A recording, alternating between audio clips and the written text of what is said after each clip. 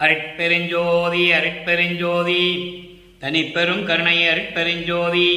எல்லா உயிர்களும் இன்புற்று வாழ்க, வள்ளல் மலரடி வாழ்க வாழ்க, கொல்லா விரதம் குவளை எல்லாம் ஓங்குக, நல்லோர் நினைத்த நலம் பெறுக, நன்றி நினைத்த எல்லோரும் வாழ்க இசைந்து. உலக மக்களே, அறிவார்ந்த அன்பர்களே, ஆண்மநேய ஒருமைப்பாடுடைய அன்பர்களே, வல்லப்பமான கர்லிய திருவிற்பாவில் 3ஆம் திருமுறையில் பதிகம் 13 ஆற்றா காதலின் இரங்கல் என்ற பதிகத்தில் இருக்கின்ற பாடலுடைய விளக்கங்களை பார்த்து கொண்டிருக்கிறோம். ஆற்றா காதலின் இரங்கல் மொத்தம் 13 பாடல்களை கொண்டது. இதுவரையிலும் 10 பாடலுடைய விளக்கங்களை நாம் பார்த்திருக்கிறோம். இன்று இறுதியான பாடல் 11வது பாடலுடைய விளக்கத்தை பார்க்க போகிறோம். பாடலை நன்றாக கவனியுங்கள். ஆற்றா காதலின் இரங்கல் என்பது தலைவனுடைய வருகையை எதிர்பார்த்து காத்து கொண்டிருக்கிறாள். காதலனுடைய வருகையை எதிர்பார்த்து காத்து கொண்டிருக்கிறாள். காதலன் வரவில்லை. எப்படிப்பட்ட காதலன் என்பதையும், தியாகராஜ பெருமான் திருவொற்றியில் இருக்கின்ற தியாகராஜ பெருமானை எப்படியெல்லாம் காதலிக்கிறார் என்பதையும், அவர் வரவில்லை என்ற மனத்துயரத்தை எப்படி தோழியிடம் சொல்லுவது போல, உள்ளத்திடம் சொல்லுவது போல உலக மக்களுக்கு எப்படி தெரிவிக்கிறார் என்பதையும் நாம் படிப்படியாக பார்த்து கொண்டிருக்கிறோம். இந்த பாடலுடைய விளக்கத்தை பார்ப்பதற்கு முன்னால் ஒரு சிறிய முன்னுரை. இதுவரை 3ஆம் திருமுறையிலே நாம் பார்த்த பாடல்களுடைய விளக்கங்களுடைய சுருக்கம். ஏன்னா அதை சொன்னால் தான் உங்களுக்கு புரியும். படிப்படியாக வருகிறார். அப்போது இந்த பிரபஞ்சம் தோன்றிய காலத்திலிருந்தே சமயங்களும் மதங்களும் மார்க்கங்களும் சூழ்ந்திருந்த காலகட்டங்களில் நமது பிள்ளைப்பெருமானவர்கள் அருட்பெருஞ்சோதி ஆண்டவரால் ஒரு தாயின் வழியாக இந்த மண்ணிற்கு வருவிக்க உற்றார். வருவிக்க உற்ற பிறகு 9 ஆண்டுகள் வரையிலும் தான் யார் என்று தெரியாத நிலையில் இருந்து கொண்டிருக்கிறார்கள் நமது இறைவன் பிள்ளைப்பெருமானவர்கள். 9வது ஆண்டிலே அருட்பெருஞ்சோதி ஆண்டவர் வந்து ஆட்கொண்ட பிறகு இறைவனால் வருவிக்க உற்றவன் என்ற நிலை மட்டும் அவருக்கு தெரிகிறது. இறைவன் யார் என்ற நிலையும் அவருக்கு, உண்மையான இறைவன் அருட்பெருஞ்சோதி ஆண்டவர் என்ற நிலையும் அப்போ அவருக்கு தெரியாது. ஆட்கொண்டார், இறைவன் வந்து ஆட்கொண்டார். ஆட்கொண்ட பிறகு இந்த சமயங்களும் மதங்களும் மார்க்கங்களும் சூழ்ந்திருந்த காலகட்டங்களில் நமது பிள்ளைப்பெருமானவர்கள் திருவொற்றியூரிலே தியாகராஜர் பார்ப்பதற்காக சென்று கொண்டிருக்கிறார்கள். 8 ஆண்டுகள் வரையிலும், அதாவது வருவிக்க உற்ற ஆண்டிலிருந்து 8 ஆண்டுகள் வரையிலும் இறைவனுடைய திருவிளையாடல் எப்படி நடந்தது, 9வது ஆண்டிலிருந்து அருட்பெருஞ்சோதி ஆண்டவர் எப்படி திருவிளையாடல் நடந்து கொண்டிருக்கிறது என்பதை நாம் படிப்படியாக பார்த்து கொண்டிருக்கிறோம். 8 ஆண்டுகள் வரையிலும் அவர் தான் யார் என்றே தெரியாதவருக்கு, குழந்தை பருவம், நமது பிள்ளை பெருமானவர்கள் குழந்தை பருவத்தில் இருக்கும்போது கந்தகோட்டத்திலே சென்று ஒரு தனிமையை விரும்புகிறார். ஒரு தனிமையான ஒரு இடத்தை விரும்புகிறார். மனம் ஒரு நிலையில் இல்லை. அந்த காலகட்டங்களில் அங்கே சென்றிருந்த போது தனது மனசுக்கு பிடித்தபடி யாராவது பாட சொன்னால் முருகனை பற்றியோ பிள்ளையார் பற்றியோ ஏதாவது ஒரு தலைவனை பற்றி பாட சொல்லும் போது பாடிக்கொண்டிருந்தார்கள் என்பது உண்மை. திருவுட்பாவிலே வல்லற்பமானவர்களே அதை கூறியிருக்கிறார்கள். அதன் பிறகு 9வது ஆண்டில் ஆட்கொண்ட பிறகு இந்த நிலை மாறுகிறது.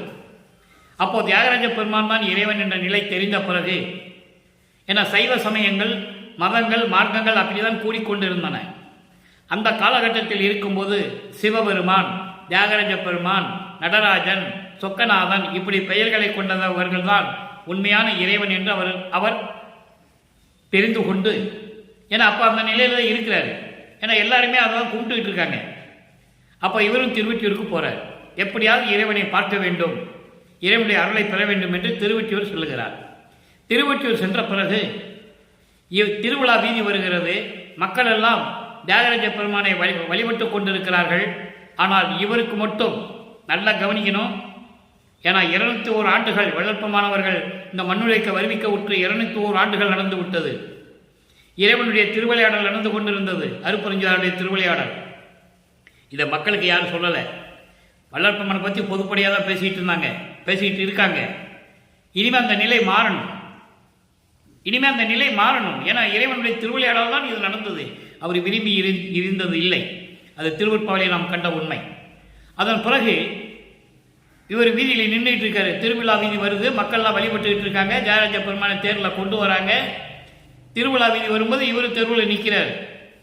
இவரை பார்த்தவுடனே தியாகராஜ பெருமான் திரும்பி பார்க்காமல் தெருவழியாக ஓடுகிறார். இவரும் பின்னாலே ஓடுறாரு. ஓட்டத்தை பிடிக்க முடியல. அப்போ அந்த காலகட்டங்களில் இவர் ஏன் நம்மளை பார்த்து ஓடுறாருன்னு இவருக்கு மன வருத்தம் இருக்கிறது. இறைவனால் வருவிக்க உற்றவன் நாம், ஏன் இவர் நம்மளை பார்த்து ஓடுறார் என்ற நிலை மாறும்போது மன துயரமடைந்து கிளிகளையும் நாரையையும் தூது அனுப்புகிறார். நம்ம போனாதானே இவர் தெருவழியா ஓடுறாரு அப்படின்னு சொல்லிட்டு தூது அனுப்புறார். அதுவே எந்த விதமான பலன் இல்லை. அதன் பிறகு காட்சி கொடுப்பதும் மறைவதும் ஓடுவதும் இப்படியே நிலைகள் தொடர்ந்து கொண்டிருக்கின்றன. ஆண்டுகள் உருண்டோடி கொண்டிருக்கிறது. உலகியலிலே ஒரு குடும்பத்திலே கஷ்டம் வந்தால் என்ன பண்ணுவாங்க? குறி கேட்க போவாங்க. இவரும் அது போல நிலையில் இருந்து கொண்டு குறி கேட்டர் என்று கூட சொல்லுகிறார், பாடல்களிலே சொல்லுகிறார். ஏன்னா உலக மக்களுக்கு தெரியப்படுத்தணும் அவர் எந்த நிலையில் இருந்தார், அப்போது அந்த நிலையில் எப்படி இருந்தார் என்றதை உலக மக்களுக்கு தெரியப்படுத்தணும். அப்போ பாடல்களை நமக்கு அருளி இருந்தார்கள்.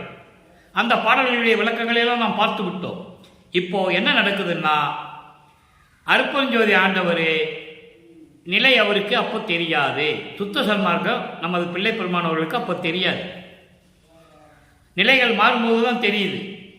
காலங்கள் வரும்போது இறைவன் அப்பப்போ திருவிளையாடல் செஞ்சுக்கிட்டு இருக்காரு அருட்பெருஞ்சாண்டவர் தன் மகனிடம். அப்போ தெரியாத நிலையில் இவர் எப்படி இருந்தார் அப்படின்றத இப்போ நம்ம பார்க்க போறோம். வர்றாரு, திருவொற்றியில் இருக்கின்ற இறைவன் எல்லாம் சொல்லுவாரு. ஆனால் இன்னும் என்னை அணைத்து கொள்ளவில்லை. நான் இறைவன் மீது காதல் கொண்டுள்ளேன். அந்த காதல் இயக்கத்தை இன்னும் இறைவன் தீர்க்கவில்லை என்று சொல்லுகிறார். அப்போ காதலை ஒரு பெண் சொல்லும்போது அது இனிமையாக இருக்கும், சுவராசியமாக இருக்கும். அதனால்தான் தன்னை தலைவியாகவும் இறைவனை தலைவனாகவும் எடுத்துக்காட்டாக, அதாவது உமையப்படுத்தி சொல்லுகிறார், உருவகப்படுத்தி சொல்லுகிறார். வேற ஒன்றும் இல்லை. அப்போ இந்த நிலையை இப்போ நம்ம பார்க்க போறோம். நல்லா கவனிங்க. பாடல் 11வது பாடல், இந்த பதிகத்தினுடைய இறுதி பாடல். நாளையிலிருந்து வேற பதிகம் வந்துடும். முறையா எப்படி எப்படி போகணும்.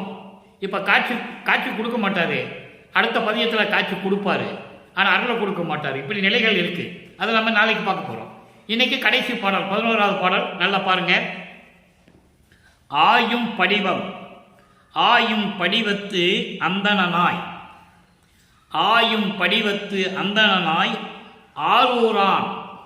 நல்லா கவனிக்கணும். ஆரூரான் தன் அணிமுடி மேல் தோயும் கமல திருவடிகள் சூட்டும் அதிகை தொன்னகரார். இந்த ரெண்டு வரியும் ஒரே இறைவனை பற்றி சொல்ற ஒரே பொருள். அடுத்து பாருங்க. ஏயும் பெருமை ஒற்றியுள்ளார், இன்னும் அணையார் என்னை, இன்னும் அணையார் என்னை அளித்த தாயும் தமரரும் நொடிக்கின்றனர். சகியே இனி நான் சகியேனே. சகியே என்பது தோழியே என்று பொருள்.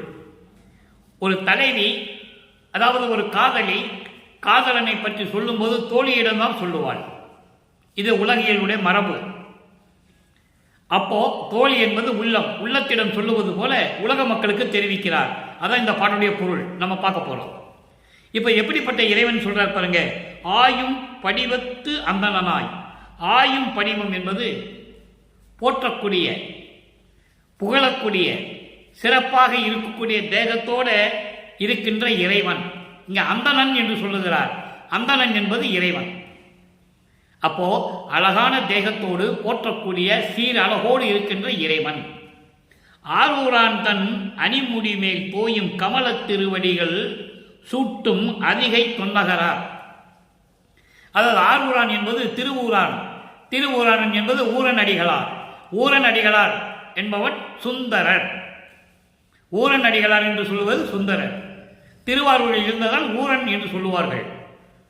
ஊரன், அதான் ஆரூரான் என்று சொல்லுகிறார். திருவூராரான் ஊரனடிகளார். ஊரனடிகளார் தான் பிற்காலத்தில் சுந்தரர் என்று அழைக்கப்பட்டார். சம்பந்தன் பிற்காலத்தில் திருஞான சம்பந்தன் என்று அழைக்கப்பட்டார். கையேந்திரன், கையேந்திரன் பேரு, உண்மையான பெயர் திருநாவுக்கரசர் பேரு கையேந்திரன். அப்பரானார். அப்பர் என்பது தண்ணீரிலே உயிர் விளைத்து வந்தவன். சமண மதத்திலே இருக்கும்போது அவர்கள் இந்த கையேந்திரனை கல்லிலே கட்டி ஆற்றிலே தூக்கி எறிந்து விட்டார்கள். அதிலே மிதந்து வர இறைவன் திருவிளையாடல் செய்த பிறகு அவர் பெயர் அப்பர் என்று பெயர் வந்தது, திருநாவுக்கரசு. அதன் பிறகு ஊரான், இந்த ஊரனடிகள்.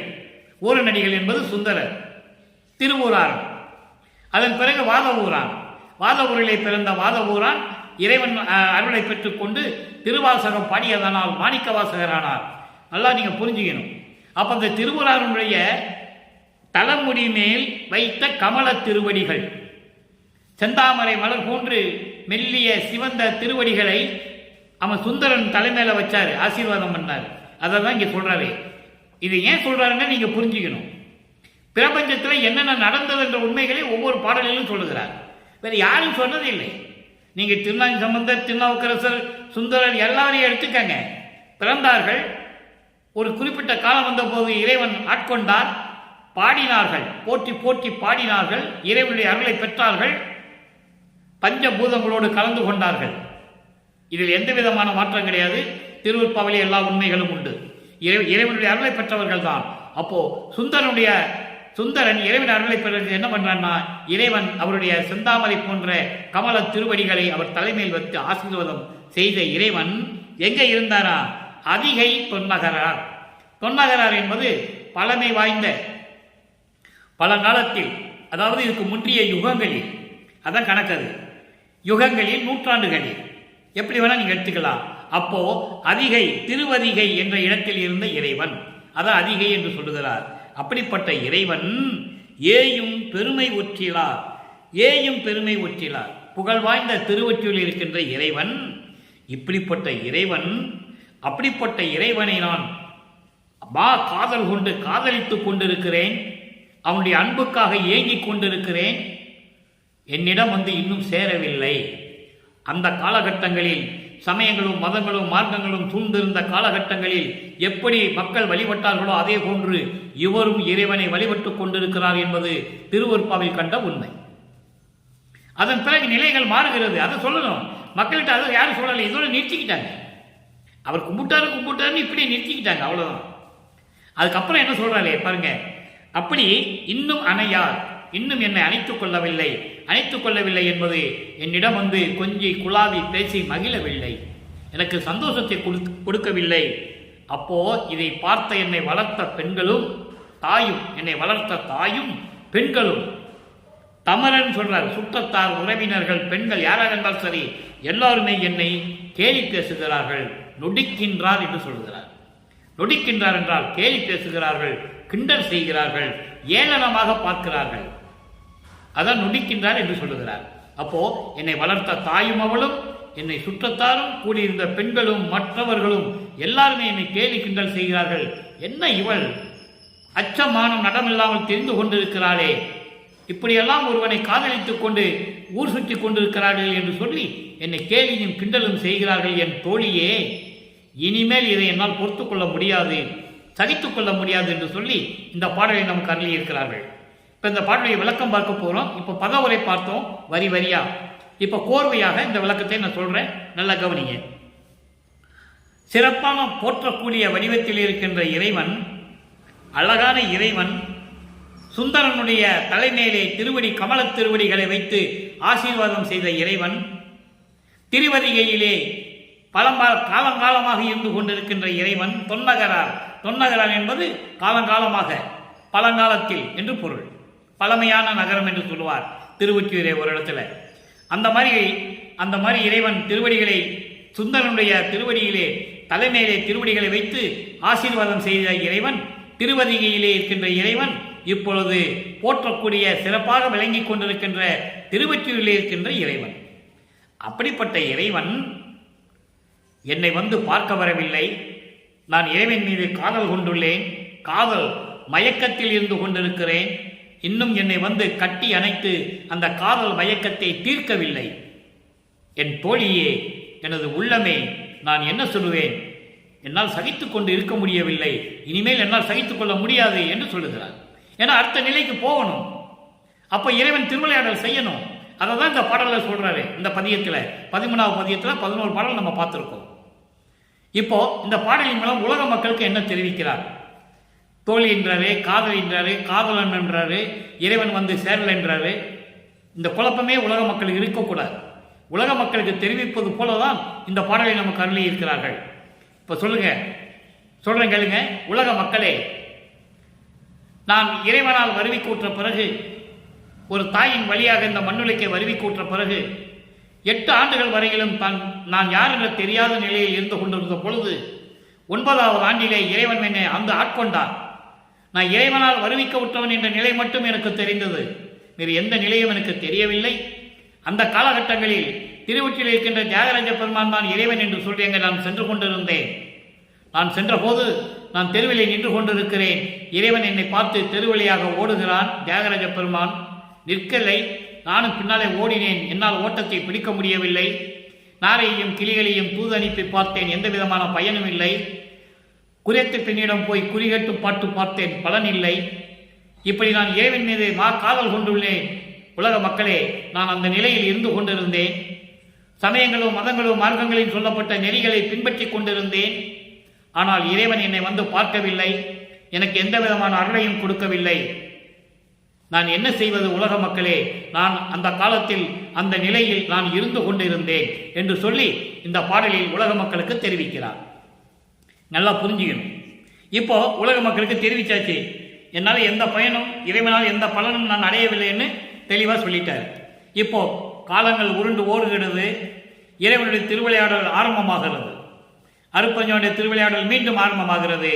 மகனை ஆட்கொண்டு, மகனை உனக்கு சுத்த சன்மார்க்கத்தை கொடுக்கப் போகிறேன், இந்த சமயங்களும் மதங்களும் மார்க்கங்களும் தேவையில்லை என்று உலக மக்களுக்கு அறிவித்து விடு என்று சொல்லுகிறார். உலக மக்களுக்கு இவர் அறிவிக்கிறார். இனிமேல் அதெல்லாம் தேவையில்லை. உங்கள் வாழ்க்கைக்கு உங்களுக்கு தேவையானது சமரச சுத்த சன்மார்க்கம் தான், இறைவனால் உருவாக்கப்பட்டது என் தந்தை கூறிவிட்டார் உலக மக்களை என்று சொல்லும் பொழுது அந்த இறைவனை எப்படி பார்த்தார் சொல்லணும்ல? எப்படிப்பட்ட இறைவன்? இறைவன் எங்கே இருக்கிறார் அந்த இறைவன்? ஏன்னா இதுவரையுமே பிரபஞ்சம் தோன்றிய காலத்திலிருந்தே சமயங்களும் மதங்களும் மார்க்கங்களும் பல இடங்களில் சொல்லிட்டு இருந்தது. எந்தெந்த இடம் இருக்கோ எல்லாம் சொல்லியாச்சு.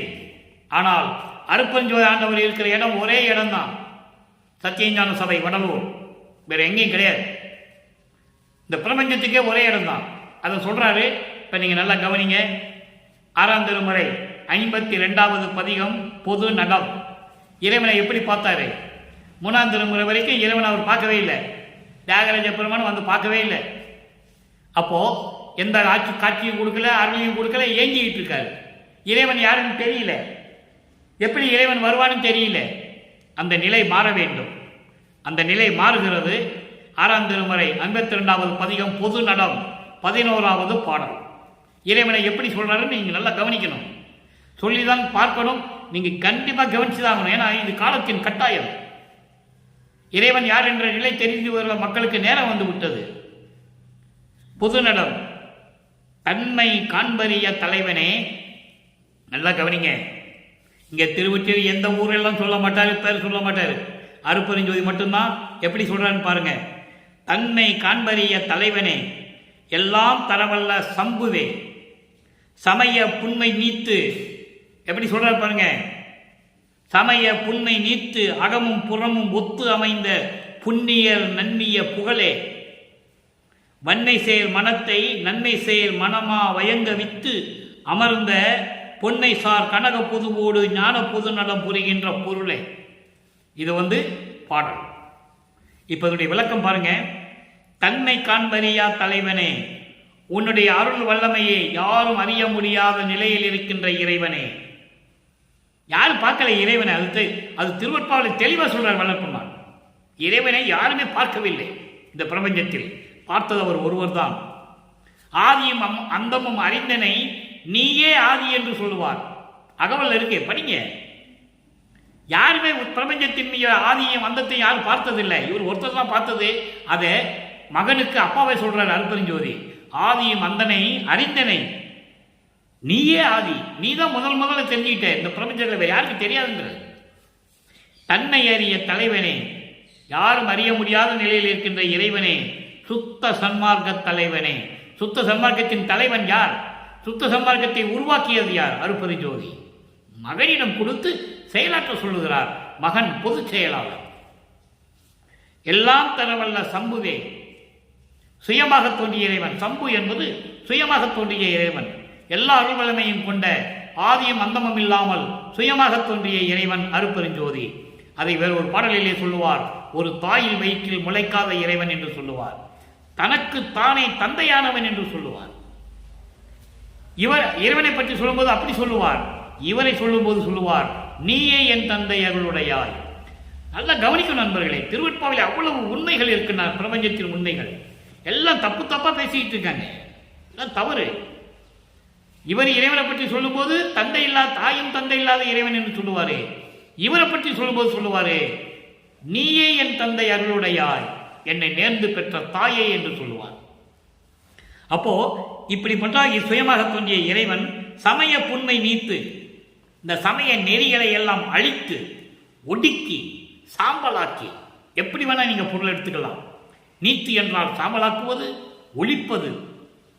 அப்புறம் இந்த சமயங்களில் சொல்லப்பட்ட நெறிகளை எல்லாம் நீக்கி அந்த குற்றங்கள், குறைகள், தீய செயல்கள், தீய குணங்கள், உயிரினங்களை கொள்ளுவது, இந்த நிபலையெல்லாம் நீக்கி அகமும் புறமும் ஒத்து அமைந்த புண்ணியர்.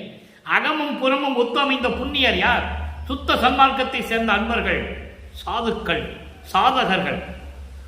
அவங்க தான் உள்ளையும் வெளியும் ஒன்று இல்லாம பொதுவாக ஒத்து ஒருமித்த கருத்தோட, ஆண்மநேய ஒருமைப்பாட்டோட, உயிர் நேயத்தோட, உயிர் இரக்கத்தோடு இருக்கின்றவர்கள், சுத்த சன்மார்க்கத்தை சேர்ந்த அன்பர்கள் தான் இந்த பிரபஞ்சத்திலேயே உண்டு என்பதை இங்கே குறிப்பிடுகிறார் நமது இறைவன் வல்லப்பெருமான் அவர்கள். நீங்க நல்லா புரிஞ்சுக்கணும். அவங்க தான் புண்ணியர்கள். அப்படிப்பட்ட புண்ணியர்கள் பொருந்திய புகழே அடைக்கலமே. அந்த புண்ணியர்களுக்கெல்லாம் அடைக்கலம் தரக்கூடிய கற்பக மரம் போல நிழல் தந்து கொண்டிருக்கின்ற இறைவனை அற்பரிஞ்சோதியை என்று சொல்லுகிறார். அடுத்து பாருங்க, வன்மை செயல் மனத்தை நன்மை செயல் மனமா வயங்கிவித்து அமர்ந்த. தீய குணங்கள் எல்லாம் சேர்ந்த இந்த மனம் இருக்கிறதே, அது ஒரு குரங்கு போல தாவி தாவி செல்லும். மனம் குதிரை ஓட்டன்னு சொல்லுவார். தாவும் குரங்கு போல தாவும், ஆனா குதிரை மாதிரி ஓடுன்னு சொல்லுவார். அதை விளக்கெல்லாம் நம்ம பார்த்துருப்போம். அப்போ இந்த நிலையில் இருக்கின்ற மனதை நல்ல மனமாக்கி உயிர் இரக்கமுள்ள மனமாக்கி, உயிரின் மேல் காதல் கொண்டு அந்த உயிர்களை நேசம் செய்யக்கூடிய, விரும்பக்கூடிய, அன்பு காட்டக்கூடிய அந்த மனதை மாற்றிவிட்டு அந்த செயல்களை எல்லாம் எனக்கு கொடுத்து பொன்னை சார் மெஞ்ஞான அறிவு கொண்ட, பொன்னை சார் என்பது மெஞ்ஞான அறிவு பொருந்திய பொற்சபையாகிய சத்தியஞான சபையிலே ஞான பொது நடம் புரிகின்ற பொருளே என்றது அருப்பெருஞ்சோதி. சத்தியஞான சபையிலே அருள் நடனம் செய்து கொண்டு இருக்கின்ற இறைவனே அருப்பெருஞ்சோதியே என்று சொல்லுகிறார். அங்க எப்படி சொல்லுவாரு? திருவொற்றியூரில் இருக்கின்ற இறைவன், வதிகையில் இருக்கின்ற இறைவன், திருவாடுபுலியூரில் இருக்கின்ற இறைவன், நடராஜன் சிதம்பரத்தில் இருக்கின்ற நடராஜன், அப்படிலாம் சொல்லுவார். ஏன்னா தெரியாது அவருக்கு அந்த நிலை. அப்படிதான் சொல்லி ஆகணும், காலத்தின் கட்டாயம். இப்ப என்ன சொல்றாரு? வடலூரில் இருக்கின்ற இறைவன் அருப்பெருஞ்சோதி. எப்படிப்பட்ட இறைவன் சொன்னாரு, அவரிடம் எப்படியெல்லாம் அருளை பெற்றுக் கொண்டான்னு சொல்றாரு. இது பொது நடத்தல முடிஞ்சது. சரி, இப்போ அடைக்கலம் போகணும், சரணடையணும். ஏன்னா இறைவன் ஆகணும். படிப்படியாக திருவிளையாடல் செஞ்சிட்டு இருக்காரு அருப்பெருஞ்சாண்டவர். 8 வருஷத்துக்கு ஒரு தடவை ஒரு நிகழ்ச்சி நடக்கிறது. வருவிக்கவுற்றிலிருந்து 51 வருடங்களையும் 8 பிரிக்கிறார் அருப்பெருஞ்சோதி. ஒவ்வொரு 8 வருஷத்துக்குள்ளேயும் 8 ஆண்டுகளுக்குள்ளேயும் எப்படியெல்லாம் மகனை பக்குவப்படுத்தணும்னு திருவிளையாடல் பண்ணிட்டு இருக்காரு. அப்போ இது நடக்கும்போது சுத்த சன்மார்க்கம் வாங்கியாச்சு. 4வது வீட்டில் இருந்துட்டு 4 32 33 ஆண்டுலேருந்து என்ன நடக்குது இப்போ பார்த்துக்கிட்டு இருக்கோம். இதுக்கு முன்னால் பார்த்தது 24 ஆண்டுகள் வரைக்கும் என்ன நடந்தது. வல்லப்பெருமானுக்கு வயது இல்லை. வல்லப்பெருமானை பற்றி பேசும்போது இத்தனை வயசு அத்தனை வயசு சொல்லவே கூடாது. வருவிக்கவுற்ற ஆண்டிலிருந்து சொல்லணும். அவர் இறைவனாக வந்தவர். அவருக்கு ஏது வயது? ஒவ்வொரு யுகத்திலையும் இருந்தவர். திருவிற்பாவலை கண்ட உண்மைகள் யாரும் மறுக்க முடியாது. சொன்னா ஒத்துக்கணும், புரிஞ்சுக்கணும். இல்லைன்னா திருவிற்பாவை படிக்கணும், தெரிஞ்சுக்கணும். இறைவன் கொடுத்த செயல்தான் எல்லாமே, இறைவனுடைய ஆற்றல். அப்போ அடைக்கலம் புகழணும். எப்படி அடைக்கலம் வராருன்னு பாருங்க. சரணடையணும். அப்புறம் உடல் பொருள் ஆதியை கொடுக்கணும். அப்புறம் உலக மக்களுக்கு சன்மார்க்க நிலையை சொல்லணும். நிறைய வேலைகள் இருக்கு, படிப்படியாக வந்துகிட்டு இருக்கு. இப்போ அடைக்கலம் புகுதல் நல்லா பாருங்க. இருளை கெடுத்து, நல்லா கேட்கணும். இருளை கெடுத்துனா இருட்டை கெடுத்து இல்லை, இருளை கெடுத்து அறியாமையை நீக்கி. எதில் வந்தது அறியாமை? சமயங்களிலும் மதங்களிலும் மார்க்கங்களில் இருந்தபோது ஏற்பட்ட அறியாமை, மாயைகள், மயக்கங்கள் எல்லாவற்றையும் நீக்கி என் எண்ணமெல்லாம் இனிது முடிய நிரம்பிவித்து. எவ்வளவு அற்புதமா சொல்றாங்க. நான் நினைச்சபடியெல்லாம் எனக்கு கிடைக்க கொடுத்து, எண்ணிய எண்ணமெல்லாம் நிரம்பிவித்து, மருளை தொலைத்து, மாயைகளையும் மயக்கங்களையும் ஒழித்து அழித்து, மெஞ்ஞான வாழ்வை அடையும் வகை புரிந்து மெஞ்ஞான வாழ்வு. மெஞ்ஞான வாழ்வு என்பது கடவுள் நிலை. கடவுள் நிலை அறிந்து அம்மையமாதல். அதாவது உலக மக்களுக்கு அருட்பெருஞ்சாண்டவர் தன்னுடைய மகனுடைய நிலையை தெரியப்படுத்த வேண்டும் என்பதற்காக முதலிலே ஏமசித்தியை கொடுக்கிறார். ஏமசித்தியை பெற்ற பிறகுதான் சமரச சுத்த சன்மார்க்கத்தை கொடுக்கிறார். சமரச சுத்த சன்மார்க்கத்தை பெற்ற பிறகுதான் சாகா கல்வியை கொடுக்கிறார். சாகா கல்வியை கொடுத்த பிறகுதான் தத்துவங்களை கடக்க செய்கிறார். அருட்பெருஞ்சோதி அட்டகத்தில் பார்த்தா உங்களுக்கு புரியும். தத்துவங்கள் அனைத்தும் தனித்தனியாக கடந்தேன், தத்துவாதீத மேலில் சித்தியல் முழுதும் தெரிந்தேன், அவை மேல் சிவநிலை தெரிந்திட சென்றேன். அந்த சிவநிலைதான் கடவுள் நிலை அறிந்து அம்மையமாகின்ற நிலை. ஏறா நிலை மீசை ஏற்றி எந்தனக்கே ஆறாறு காட்டிய அருட்பெருஞ்சோதி என்று சொல்லுவார். அதே அகவல்ல பின்னால சொல்லுவாரு, ஏறா நடுநிலை ஏற்றி எந்தனை ஈண்டு ஆறாறு கடத்திய அருட்பெருஞ்சோதி என்று சொல்லுவார். முதல்ல காட்டிய அருட்பெருஞ்சோதி, அப்புறம் கடத்திய அருட்பெருஞ்சோதி. அதான் இங்க சொல்றேன். அப்படிப்பட்ட மெஞ்ஞான வாழ்வை எனக்கு கொடுத்து அந்த வகையெல்லாம் தெரிவித்து தெருளை கொடுத்து தெளிவித்து, தெருள் என்பது அருள் பக்குவம். ஒவ்வொரு பக்குவமா கொண்டு வர்றாரு இறைவனை. ஆனா வளர்ப்பவங்களை பத்தி பேசும்போது என்ன சொல்லுவாங்க தெரியுமா? இப்பவும் பேசிட்டு இருக்காங்க, அவர் அப்படிதான் இருந்தாரு, நம்மளும் அப்படிதான் போகணும். எப்படி? அவர் அப்படிதான் இருந்தாரு, நம்மளும் அப்படிதான் போகணும். அதாவது ஆலயங்களை போய் உருவ வழிபாடு செஞ்சு சமயங்கள்லாம் போட்டு தான் போக முடியும். எப்பதான் வந்து சேர்றது? அவர் அப்படி சொல்லல, நேரடியாக தான் அவர் சொல்றாரு. நான் இருந்துட்டேன், நான் பார்த்துட்டேன், அங்க ஒண்ணு இல்லை, அது சொல்றது தான் அங்க இருக்கணும். அவரு அது இறைவனுடைய திருவிளையாடல். நீங்க நல்லா புரிஞ்சுக்கணும். அப்போ அந்த இடத்தில் வந்து அருள் பக்குவத்தை கொடுத்து எல்லாம் சித்தி நிலையை சேர்வித்து, எல்லாம் சித்தி என்னது? பிரபஞ்சத்தை இயக்குவது. 5 தொழில்களை படைத்துக் கொண்டு உயிர்களை காத்துக்கொண்டு அந்தந்த உயிர்களுக்கு ஏற்றவாடி பலன்களை கொடுத்து கொண்டு உயிர்களுடைய மறைப்பை நீக்கி அருள் பக்குவத்தை கொடுக்கணும். அப்ப அருள் பக்குவத்தை கொடுக்கணும்னா இவர் அருள் பக்குவம் அடையணும். அதான் சொல்றாரு, தெருளை தெளிவித்து. அற்புதமான பொருளெல்லாம் உண்டு. இது இறைவன் கொடுத்த விளக்கம். நீங்க எந்த தமிழ் அகராதிகள்லாம் கிடைக்காது, எங்கேயும் யாரும் சொல்ல முடியாது. இறைவனுடைய அருளை பெற்றாதான் சொல்ல முடியும். சுத்த சன்மார்க்கத்துடைய நாட்டம் இருக்கிறவர்கள் தான் சொல்ல முடியும். அந்த வகையில் இந்த வள்ளலார் ஊழியர் சொல்லிக் கொண்டிருக்கிறேன். அப்படி அருள் பக்குவத்தை எனக்கு கொடுத்து எல்லா சித்திகளையும் எனக்கு கொடுத்து அருளை கொடுத்து எந்தனை ஆண்டாயே நான் முன் அடைக்கலாம். நான் உங்ககிட்ட சரணடைஞ்சிட்டேன். இப்போ சரணடைஞ்சாச்சு, அருளை கொடுத்தாச்சு, இறைவனை பார்த்தாச்சு, எல்லாம் பேசியாச்சு, சரணடைஞ்சாச்சு. இப்போ பற்றுகளை அறுக்கணும். பற்றுகளை அறுக்கணும்னா உடல் பொருள், இவருடைய உடல் பொருள் ஆகிய இறைவனுக்கு கொடுக்கணும். ஏன்னா 2 பேர் இருந்தால் ஒன்றாக முடியாது, இறைவனாக முடியாது. அப்போ இவர் எல்லாத்தையும் இறைவனுக்கு தந்தையிட்ட கொடுக்கணும். கொடுக்குறார் பாருங்க. பற்று அறுத்தல் 11வது பாடல், 3ஆம் திருமுறையில் 11வது பாடல். நீ பார்த்ததில் ஒன்றுமே இருக்காது. வருத்தப்படுவார். அவ்வளோதான். தோழியிடம் சொல்லி உள்ளத்திடம் சொல்லுவது போல உலக மக்கள்கிட்ட சொல்லி வருத்தப்படுவார். இங்கே உலக மக்களுக்கு என்ன சொல்றாரு? தெய்வங்கள் பல பல சிந்தை செய்வாரும். இந்த வரிக்கெல்லாம் என்ன புண்ணியம் பண்ணியிருக்கணும் தெரியுமா? நம்ம இறைவன் சொன்னதுக்கு அதை கேட்கறதுக்கே புண்ணியம் பண்ணியிருக்கணும். அப்படிப்பட்ட ஒரு யுகத்தில் நம்ம இருந்துகிட்டு இருக்கோம். சுத்த சன்மார்க்க காலத்தில் இருந்துகிட்டு இருக்கோன்றதை மனப்பூரிப்போட சொல்லிக்கொள்ள நான் விரும்புகிறேன். எப்படி சொல்றாரு பாருங்க, தெய்வங்கள் பல பல சிந்தை செய்வாரும். இந்த சமயங்களும் மதங்களும் மார்க்கங்களும் என்ன சொல்லிடுச்சு? எத்தனையோ தெய்வங்கள் சொல்லிடுச்சு. அப்படி சிந்தை செய்கின்றவர்களும் அப்படி நினைத்து கொண்டிருக்கின்றவர்களும் சேர்கதி பல பல செப்புகின்றாரும்.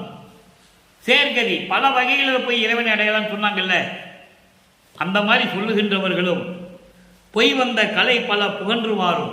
வாய்க்கு வந்தபடி பேசுறது, அது ஒரு கலையாகவே எடுத்துக்கிறது, அதை ஒரு தொழிலாகவே எடுத்துக்கிறது பொய் சொல்றது. இப்படியெல்லாம் பொய் சொல்லி கொண்டு இருக்கின்றவர்களும் தெய்வங்கள் பல இருக்கின்றன என்று சொல்லிக்கொண்டு இருக்கின்றவர்களும் எப்படியெல்லாம் கதியை அடையலாம், இறைவனை அடையலாம் என்று பொய் சொல்லிக் கொண்டு இருக்கின்றவர்களும் கதை சொல்லிக் கொண்டு இருக்கின்றவர்களும் பொய் சமய ஆதியை மெச்சுகின்றாரும். சமயங்கள் சமய ஆதி என்பது சமயங்கள் ஆதி என்பது முதல், சமயம் முதல். சமயம் முதல்னா சமயங்கள், மதங்கள், மார்க்கங்கள். இவர்களெல்லாம் மெச்சுகின்றவர்கள் போற்றுகின்றவர்களும். நல்லா கவனிங்க, இவங்கெல்லாம் என்ன பண்றாங்கன்னா மெய் வந்த திருவருள் விளக்கம் ஒன்றிலா. இவங்கெல்லாம் சுத்த சன்மார்க்கத்துடைய விளக்கத்தை இறைவனுடைய அருளை பெற்றுக்கொண்டு அறிந்து கொள்ள முடியாது. அப்ப என்ன சொல்றாரு? சமயங்களிலும் மதங்களிலும் மார்க்கங்களில் பற்றுகளை அறுத்துக்கொண்டு சுத்த சன்மார்க்கத்துக்கு வரணும். அப்பதான் இறைவனுடைய அருளுடைய விளக்கம் கிடைக்கும்னு சொல்றாரு. அப்படி மெய் வந்த திருவருள் விளக்கம் ஒன்றிலா மேல் விளைவு அறிகிறார். இதனால என்ன மேல் விளைவு நமக்கு கிடைக்கும்? எப்படி இறைவனுடைய திருவடியை போய் சேர்றது? எப்படி இறைவனுடைய அருளை பெறுவது? எப்படி மரணத்தை நீக்குவது? எப்படி மரணமில்லா பெருவாழ்வை பெறுவது? இந்த நிலையெல்லாம் உங்களுக்கு தெரியல. வீண் கழிக்கின்றார். வீணாக பொழுதை ஆண்டுகளை வீணாக கழித்துக் கொண்டிருக்கிறார்கள். அதான் நமது இறைவன் வல்லப்பெருமான் சொல்லுவாரே, உலக மக்களே அறியாமையில் இருந்து கொண்டிருக்கிறீர்கள், அருட்பெருஞ்சோதியாண்டவர் வருகின்ற காலம் வந்து விட்டது. ஏன் அதை சொன்னார்னா, சுத்த சன்மார்க்க காலம் தொடங்கிடுச்சு, மீது எல்லாமே அழிஞ்சு போச்சு, எல்லா யுகங்களும் அழிஞ்சு போச்சு, சமயங்கள் மதங்கள் மார்க்கங்களும் அழிஞ்சு போச்சு, நீங்கள் தெரியாமல் இருந்து கொண்டிருக்கிறீங்க. உங்களை பார்த்து எனக்கு ரொம்ப பரிதாபமாக இருக்குது, வேதனைப்படுறேன். ஏன்னா உங்களை நான் மக்களாக ஏற்றுக்கிட்டேன், உங்களை நான் என்னுடைய உறவினராக ஏற்றுக்கிட்டேன்னு சொல்கிறேன். எவ்வளவு அதிசயம் பாருங்க. இந்த நிலையை மக்களிடம் யார் சொன்னா? வளர்ப்பமானாலே முதல்ல சொல்றது சோறு போட சொன்னார். அவ்வளோதான், முடிஞ்சு போச்சு. சோறு போட சொன்னார் தான். அது எப்படி போட சொன்னாலும் கூட யாரும் சொல்லலை மக்கள்கிட்ட. அது தெரியுமா உங்களுக்கு? ஜீவகாருண்ய ஒழுக்கத்தை பற்றி பேச வேண்டுமென்றால் ஒரு வருஷம் பேசலாம். தினமும் 1 மணி நேரம் வச்சா 1 வருஷம் பேசலாம். அவ்வளோ விளக்கம் இருக்காது. அதான் யார் மக்கள்கிட்ட சொன்னது? அது மாதிரி அந்த சப்ஜெக்ட் போனால் நமக்கு நேரம் நமக்கு பத்தாது. அப்போது இந்த மாதிரி வீண் பொழுது கழிக்கின்றார்கள். வந்த துன்பு ஒழித்து, நம்மளை அடைந்த துன்பங்களை எல்லாம் ஒழித்து, இதுவரைக்கும் சமயங்களிலும் மதங்களிலும் மார்க்கங்களிலும் இருந்துட்டோம், என்ன பலனை கண்டன்னு சொல்கிறேன்.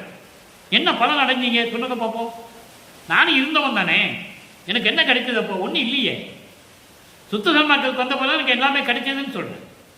இதை சொல்லுவதற்காகத்தான் அவர் அங்கே இருந்தார் என்பதை நீங்கள் புரிந்து கொள்ள வேண்டும்.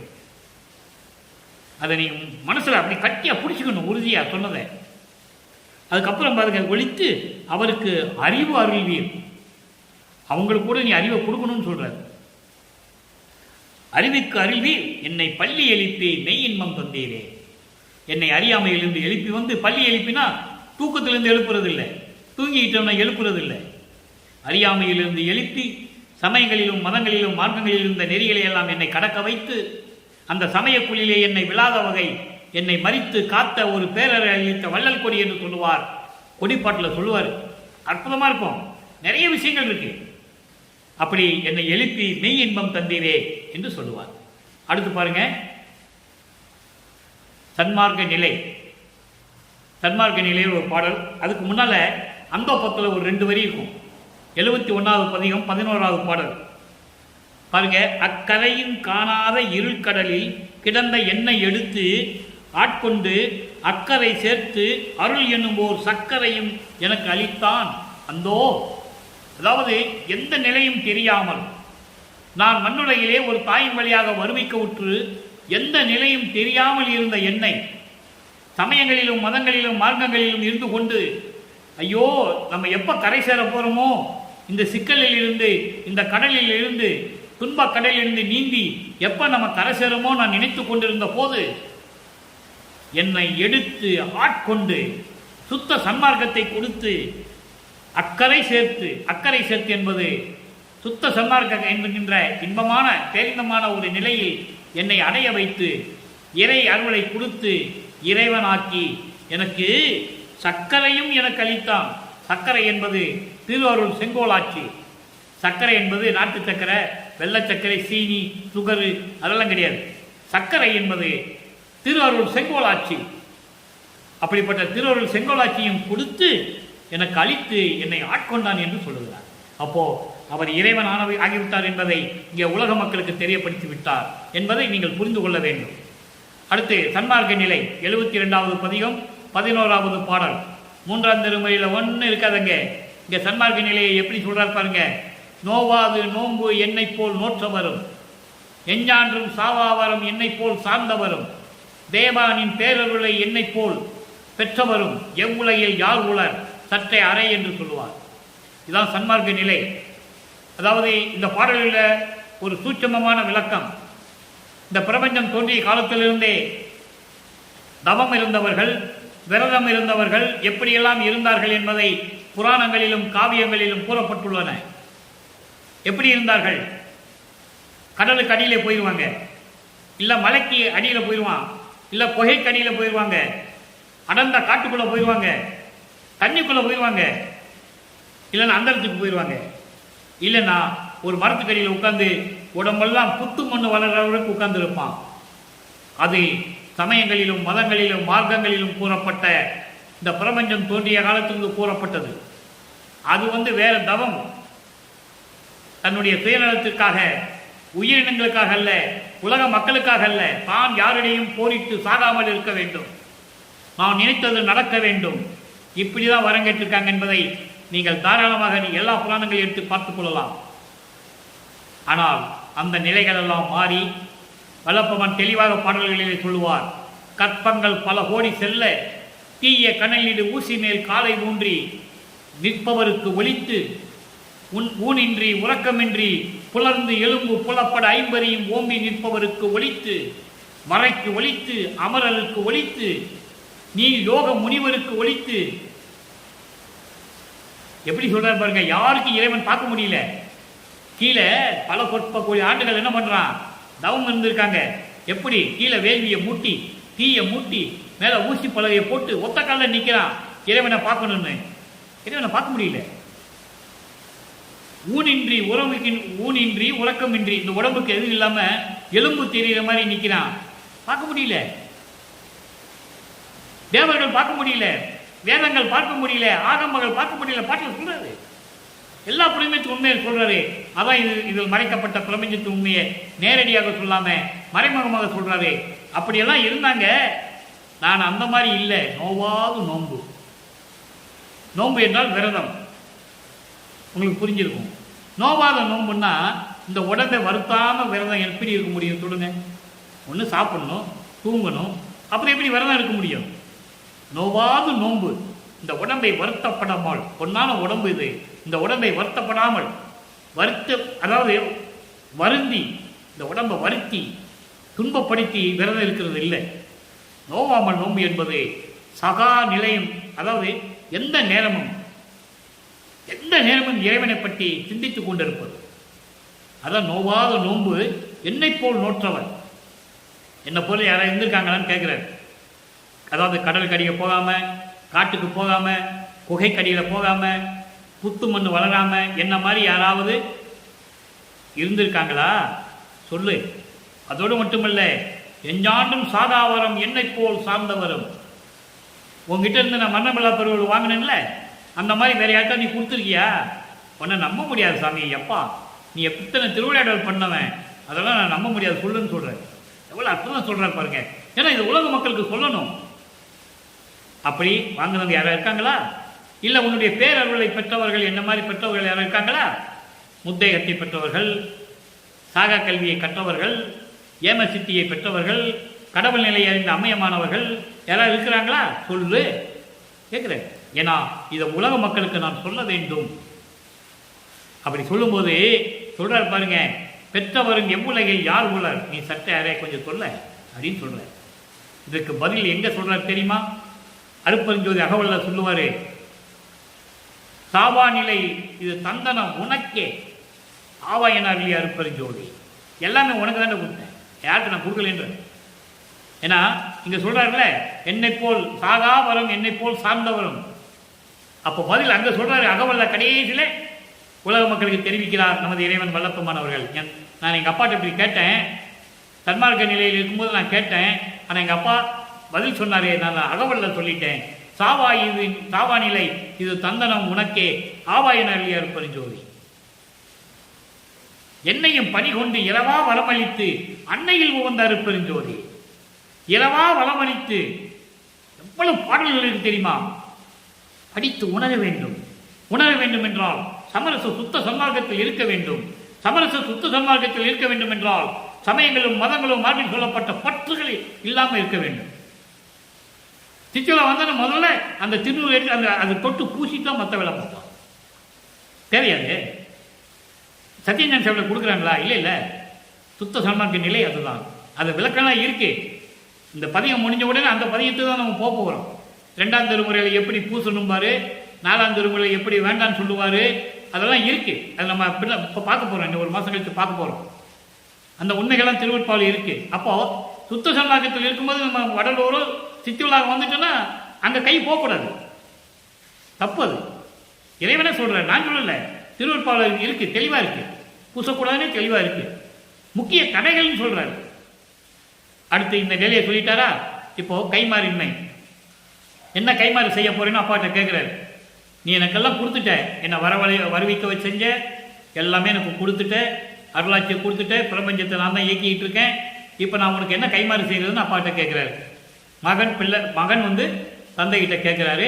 தந்தை என்ன செய்யணும்னு சொல்கிறாரு. அதை பார்க்க போகிறோம். அருணாடரியா மனப்புறங்கை அடக்க தெரியாது. மனக்குரங்குன்னு சொல்கிறாரா, அடக்க தெரியாது. அதனோடு சேர்ந்து இருநாடு அனைத்தும் சுழன்று சுழன்று இழைத்து கலைத்தேன்.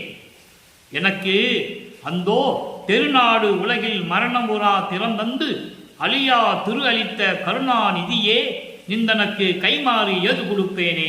இது பாடல். இது பொருள் பாருங்க. அதாவது அருளை விரும்பாத இந்த மனக்குரங்கு இருக்கே, அது தாவி தாவி சொல்லணும். அருளெல்லாம் அதுக்கு தேவையில்லை. அப்படிப்பட்ட மனக்குரங்கை அடக்க தெரியாமல் அதனோடு சேர்ந்து கொண்டு அறியாமையில் இருந்து கொண்டு சமயங்களிலும் மதங்களிலும் மார்க்கங்களிலும் பற்றுக்கொண்டு திரிந்து திரிந்து இழைத்து கலைத்து விட்டேன். துன்பப்பட்டு கொண்டிருக்கிறேன். அப்படிப்பட்ட எனக்கு, அப்படி துன்பப்பட்டு கூர்ந்த என்னை ஆட்கொண்டு எனக்கு தெருநாடு உலகில், இந்த உலகிலே அருள் பக்குவத்தை கொடுத்து மரணம் உரா திறம் தந்து, மரணம் என்னை வந்து சேரக்கூடிய அளவிற்கு மரணம் பெறுவதா பெருவாழ்வை எனக்கு கொடுத்து அழியா திருவளித்த கருணாநிதியே. அழியா திரு என்ன? முத்தேகம், சுத்த தேகம், பிரவண தேகம், ஞான தேகம். இந்த முத்தேகத்தை கொடுத்த கருணாநிதியே, அருப்பெருஞ்சோதியே, நிந்தனக்கு நான் என்ன கைமாறு செய்ய போகிறேன் என்று தந்தையிடம் மகன் கேட்கிறார். வல்லப்பமன் கேட்கிறார் தந்தையிடம், நான் என்ன செய்தேன்னு கேட்கிறேன். ஏன்னா அவருடைய செல்வ பிள்ளை. அவர் இந்த மண்ணுலகத்துக்கு வர்றதுக்கு முன்னாலேயே விண்ணுலகத்திலே தன் மகனை ஈண்டு அவருக்கு செல்வ பிள்ளை என்று வளர்த்து கொண்டிருக்கிறார் அருப்பெருஞ்சோதி ஆண்டவர். ஏன்னா 51 வருடம் கழித்து இந்த பிரபஞ்சத்தை இவர் தான் இயக்கணும். அப்போ அவரை மண்ணுலகுக்கு அனுப்பணும். அதுக்காகவே அங்கே வளர்த்துக்கிட்டு இருக்காரு சிவஞான வெளியிலே. இதெல்லாம் திருவருட்பாவில் இருக்கு, யாரும் மறுக்க முடியாது. அப்போ அந்த நிலையில் இருக்கும்போது சொல்றாரு, நான் என்ன கைமாறு செய்ய போறேன் அப்படின்னு செய்யறாரு. தந்தை சொல்லுகிறார். அவருடைய பதில் நடராஜ பதிமாலையிலே இருக்கிறது. 26வது பாடல். பாடலை சொல்றதுக்கு நமக்கு நேரம் இல்லை, பெரிய பாடல். அந்த பாடலுடைய பொருள் மட்டும் சொல்றேன், நீங்க புரிஞ்சுக்கங்க.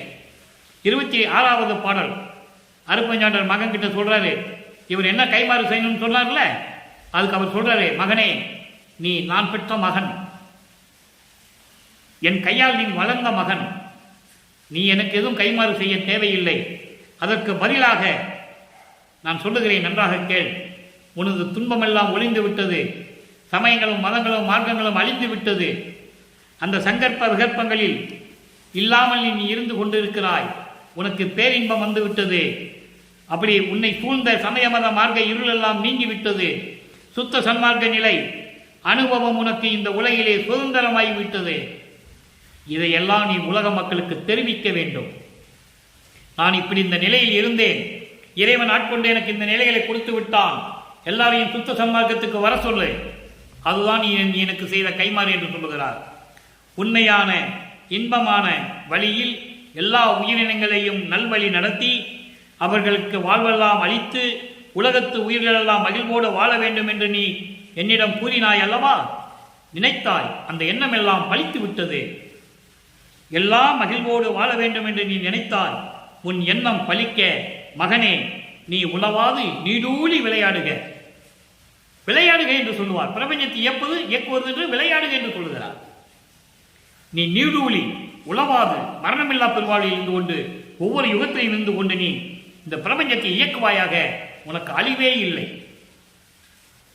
இதுதான் நீ எனக்கு செய்வ கைமாறு. இப்படி திரு அருள் செங்கோலாக்கியும் உனக்கு கொடுத்து விட்டேன். உலக மக்களுக்கு தெரிவித்து விடு. இதுதான் நீ எனக்கு செய்யும் கைமாறு. நான் உன்னோடு தான் இருக்கிறேன், நீ அஞ்ச வேண்டாம் என்று சொல்லிதான் அருப்பெருஞ்சோதி ஆண்டவர் மகனோடு இரண்டரை கலக்கிறார் என்பதை நீங்கள் புரிந்து கொள்ள வேண்டும். எனவே அன்பர்களே, இன்று நான் பார்த்த இறுதி பாடலுடைய விளக்கம் உங்களுக்கு தெளிவாக புரிந்திருக்கும் என்று நான் கருதி கொண்டு விடைபெறலாம் என்று இருக்கிறேன். மீண்டும் நாளை சந்திப்போம். இறைவனை வணங்கி சுத்த சன்மார்க்கத்தில் இருந்து கொண்டு இறைவனுடைய அருளையும் செல்வங்களையெல்லாம் பெற்று இந்த வையகத்திலே நீங்கள் நூலூரி வாழ வேண்டும் என்று இறைவனுடைய தயவோடையும் கருணையோடையும் வாழ்த்து விடைபெறுகிறேன். இந்த வள்ளலார் ஊழியன். மீண்டும் நாளை மற்றொரு வேறொரு பதியத்தில் சந்திப்போம். நன்றி, வணக்கம். அருட்பெருஞ்சோதி, அருட்பெருஞ்சோதி, தனிப்பெரும் கருணை அருட்பெருஞ்சோதி.